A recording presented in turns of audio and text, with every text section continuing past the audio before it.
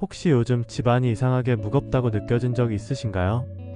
별일도 없는데 괜히 짜증이 나고 가족 간 말이 잘 통하지 않고 TV 소리는 켜져 있는데도 집이 왠지 조용하게 느껴지는 순간, 그리고 그 조용함이 편안한 느낌이 아니라 뭔가 빠져나간 듯한 허전한 기운처럼 느껴진다면 그건 그냥 기분 탓이 아닙니다.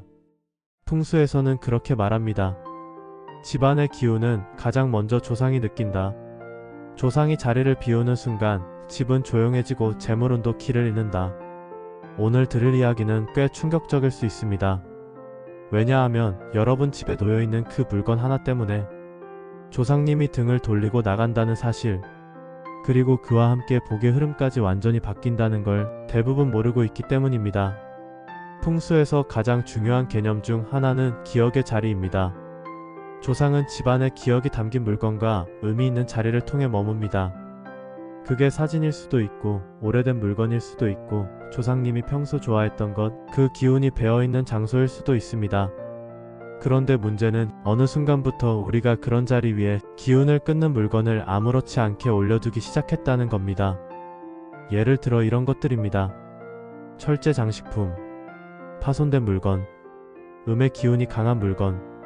이런 물건들이 조상님의 기운이 머무는 곳에 놓이면 조상은 그 자리를 피하게 되고, 조상이 머물지 않는 공간에는 재물운도 복도 기회도 머무르지 못합니다. 그 자리는 말 그대로 텅 빈 자리가 되는 것이죠. 풍수에서는 말합니다. 조상은 조용히 오시지만 떠날 때는 반드시 흔적을 남긴다. 그 흔적은 너무 일상적이라 대부분 무심코 지나치지만 가만히 들여다보면 그 안에는 확실한 메시지가 있습니다. 복이 멀어지는 순간, 조상이 떠나는 순간, 집안에 나타나는 세 가지 징조, 지금부터 말씀드리겠습니다. 첫 번째, 말수가 줄고 웃음이 사라진다. 가장 먼저 무너지는 건 분위기입니다.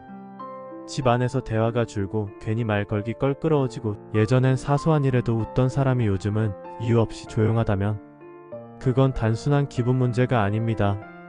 조상의 기운이 머무는 집은 기가 부드럽게 흘러갑니다. 그러니 대화도 자연스럽고 웃음도 자주 터집니다.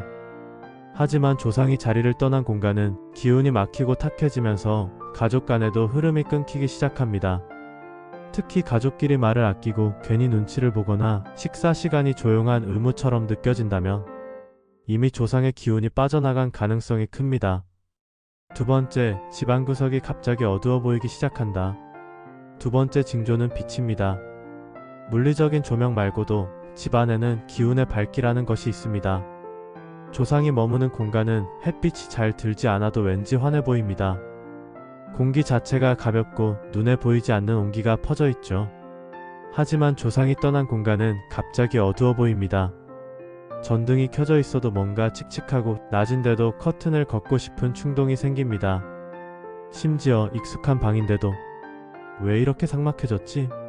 하고 느껴지는 순간이 온다면 그건 그 자리에 머물던 기운이 빠져나갔다는 신호입니다.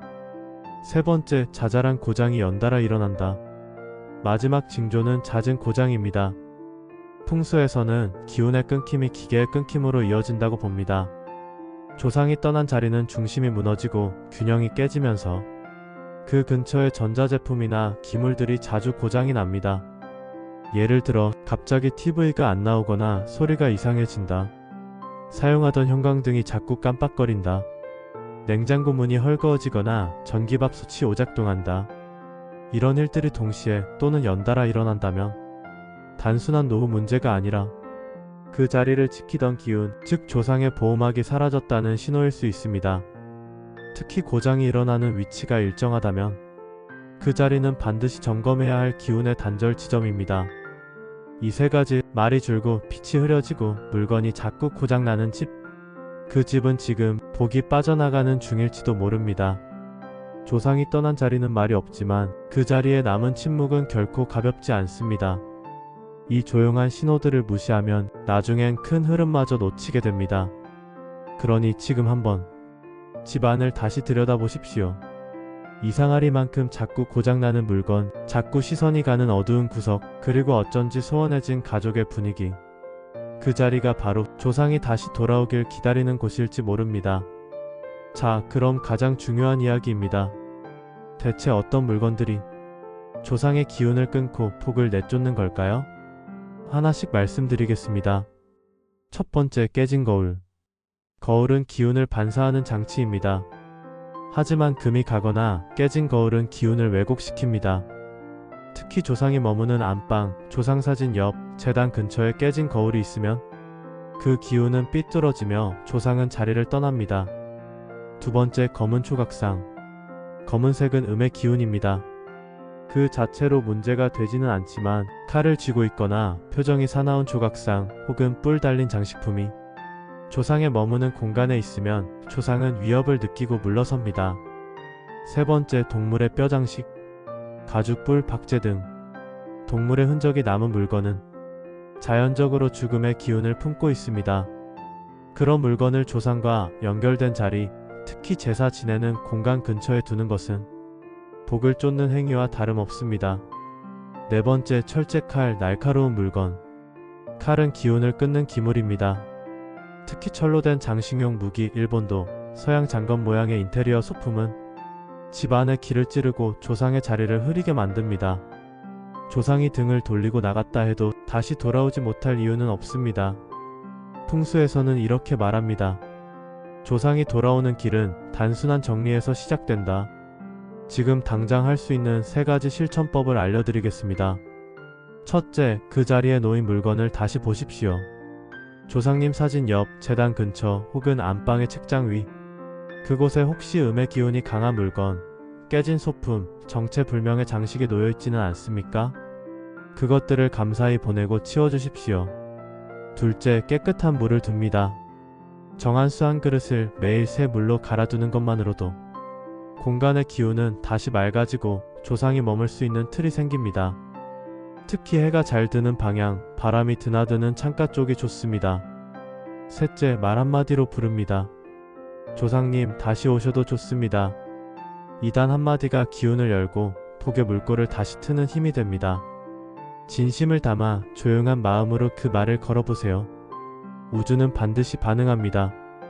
가끔 우리는 아무 일도 없던 공간에서 이상하게 마음이 차분해지거나 괜히 눈시울이 뜨거워질 때가 있습니다.